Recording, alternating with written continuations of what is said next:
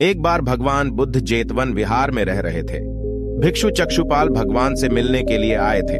उनके आगमन के साथ उनकी दिनचर्या, व्यवहार और गुणों की चर्चा भी हुई।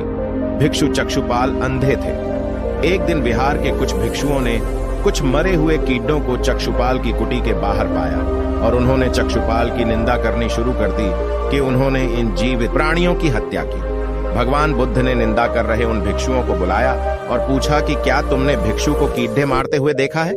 उन्होंने उत्तर दिया, नहीं। इस पर भगवान बुद्ध ने उन साधकों से कहा कि जैसे तुमने उन्हें कीड़ों को मारते हुए नहीं देखा, वैसे ही चक्षुपाल ने भी उन्हें मरते हुए नहीं देखा और उन्होंने कीड़ों को जानबूझकर नहीं मारा है, इसलिए उनकी भर्त्सना करना उचित नहीं है। भिक्षुओं ने इसके बाद पूछा कि चक्षुपाल अंधे क्यों हैं?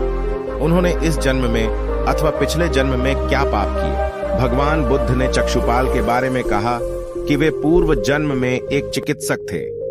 एक अंधी स्त्री ने उनसे वादा किया था कि यदि वे उसकी आंखें ठीक कर देंगे तो वह और उसका परिवार उनके दास बन जाएंगे। स्त्री की आंखें ठीक हो गई, पर उसने दासी बनने के भय से यह मानने से इनकार कर दिया। चिकित्सक को तो पता था कि उस स्त्री की आंखें ठीक हो गई हैं, वह झूठ बोल रही है।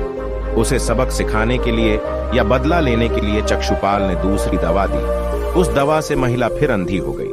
वह कितना ही रोई पीटी, लेकिन चक्षुपाल जरा भी नहीं पसीजा। इस पाप के फलस्वरूप अगले जन्म में चिकित्सक को अंधा बनना पड़ा। एक बार भगवान बुद्ध अपने अनुयायियों के साथ किसी गांव में उपदेश देने जा रहे थे। उस गांव से पूर्व ही मार्ग में उन लोगों को जगह जगह बहुत सारे गड्ढे खुदे हुए मिले। बुद्ध के एक शिष्य ने उन गड्ढों को देखकर जिज्ञासा प्रकट की, आखिर इस तरह गड्ढे का खुदे होने का तात्पर्य क्या है?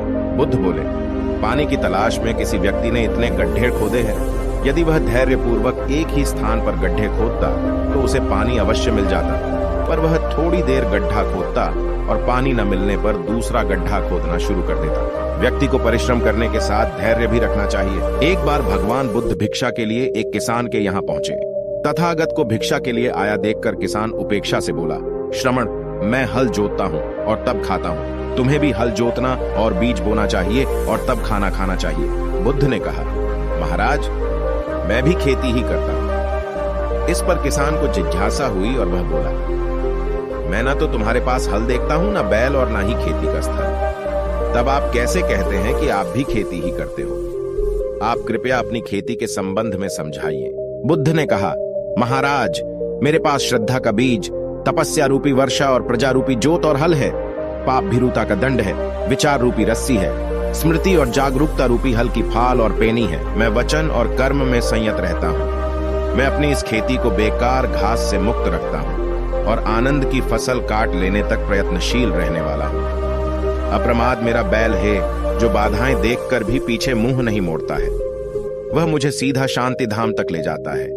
इस प्रकार मैं अमृत की खेती करता हूँ। मैं वचन और कर्म में संयत रहता हूँ।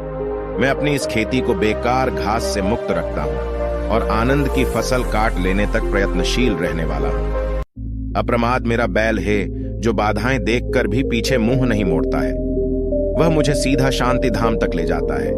इस प्रकार मैं अमृत की खेती करता हूँ। भगवान बुद्ध का जब पाटलिपुत्र में शुभागमन हुआ तो हर व्यक्ति अपनी अपनी सांपत्तिक स्थिति के अनुसार उन्हें उपहार देने की योजना बनाने लगा। राजा बिंबिसार ने भी कीमती हीरे, मोती और रत्न उन्हें पेश किए। बुद्धदेव ने सबको एक हाथ से सहर्ष स्वीकार किया। इसके बाद मंत्रियों, सेठों, साहूकारों ने अपने अपने उपहार उन्हें अर्पित किए और बुद्धदेव ने उन सबको एक हाथ से स्वीकार कर लिया।